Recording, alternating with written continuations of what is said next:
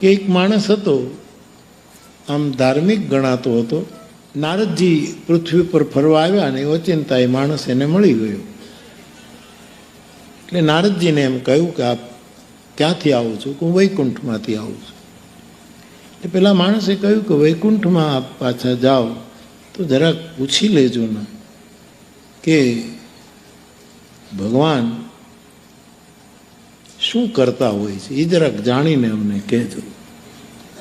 અને એ ભગવાન મને મળે કે કેમ, આવું જરાક અનુકૂળતાએ પાછા તમે આ બાજુ આવો તો મને કહેજો.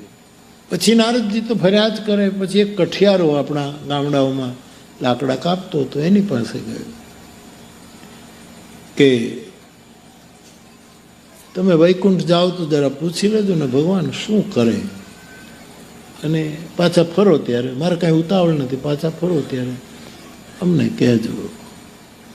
એકાદ વર્ષ પછી નારદજી પાછા ફરતા ફરતા આવ્યા અને પેલો ધાર્મિક માણસ પણ એને મળ્યો કે નારદજી આપ કંઈ કહેશો કે હા શું કરતા હતા ભગવાન, શું કરે? કે ભગવાન વિચિત્ર મેં આ વખતે જોયું ભાઈ, હું આ વખતે ગયો ત્યારે કે સોયના નાકામાં, સોયના કાણામાં એ ઊંટને પરોવતા હતા.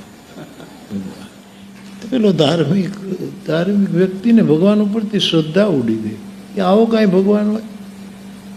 આ કોઈ દી સંભવ છે કે સોયના નાકામાં ઊંટને પરોવાય? આ કોઈ દિવસ બની શકે?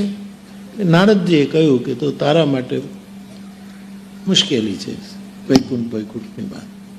કારણ કે સ્વાભાવિક છે કે કેમ આપણે સ્વીકારી શકીએ? દોરો ન પરોવી શકાય તો ઊંટ કેમ પરોવી શકે? પછી પેલા કઠિયારા પાસે ગયા, કીધું કે ભાઈ કાંઈ ખબર, તમે કાંઈ ના? કા ભગવાન શું કરતા હતા? સોયના નાકામાં ઊંટ પરોવતા હતા.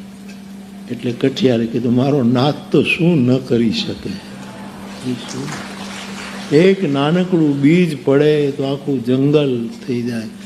મારી આખી જિંદગી મેં લાકડા કાપવામાં કાઢી, પરમાત્મા શું ન કરી શકે?